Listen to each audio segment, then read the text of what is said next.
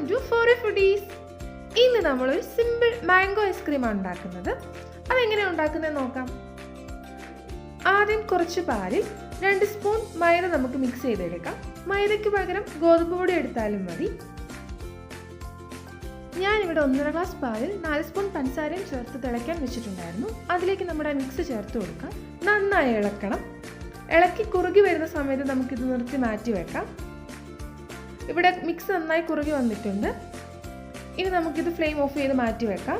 ഞാനിവിടെ ഒരു മാങ്ങയുടെ പകുതി എടുത്തിട്ടുള്ളൂ. ഇത് നമുക്കിത് നന്നായി ഒന്ന് അരച്ചെടുക്കാം. നമ്മുടെ മാങ്ങ നല്ലപോലെ അരഞ്ഞിട്ടിട്ടുണ്ട്. ഇതിലേക്ക് നമ്മൾ തണുക്കാൻ മാറ്റി വെച്ചിട്ട് നമ്മുടെ മിക്സ് ഒഴിച്ചു കൊടുക്കാം. കൂടെ വേണമെങ്കിൽ 1/2 സ്പൂൺ വാനില എസൻസ് ഒഴിച്ചു കൊടുക്കാം. ഞാനിവിടെ അതൊന്നും ഒഴിക്കുന്നില്ല. ഈ സമയത്ത് ഒന്ന് മധുരം നോക്കിയിട്ട് പോരെങ്കിൽ അത് നമുക്ക് ചേർത്ത് കൊടുക്കാം. ഇനി നമുക്ക് നന്നായിട്ട് അടിച്ചെടുക്കാം. നമ്മുടെ മിക്സ് നല്ലപോലെ അടിഞ്ഞു കിട്ടിയിട്ടുണ്ട്. ഇനി ഇതൊരു പാത്രത്തിൽ ഒഴിച്ച് ഫ്രീസറിൽ വെക്കാം. ഞാനിവിടെ ഒരു രാത്രി ഫുൾ ഇത് ഫ്രീസറിൽ വെക്കുന്നുണ്ട്.